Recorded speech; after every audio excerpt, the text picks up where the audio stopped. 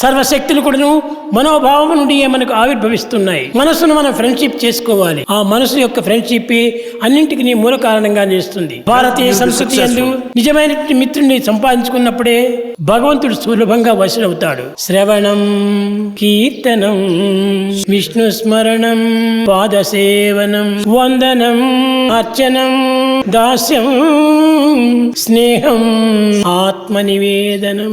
స్నేహం అనేటువంటిది జరిగిన తర్వాతనే ఆత్మ నివేదన సరైన మార్గంలో మనకు అర్పించవచ్చును. ఈ యొక్క ఫ్రెండ్షిప్ పతంతో చేయకుండా ఉండినంత వరకు కూడాను మనం ఆత్మార్పణ అనేటువంటిది కేవలం మాటలతో మాత్రం తప్ప క్రియారూపంలో ఆచరించలేము. క్రియారూపం కంటే కూడాను భావరూపమే చాలా బలవంతమైనటువంటిది. ఏదో గొప్ప శక్తి సామర్థ్యం సాధించినామని మీరు భావించవచ్చును. అది క్రియారూపమే.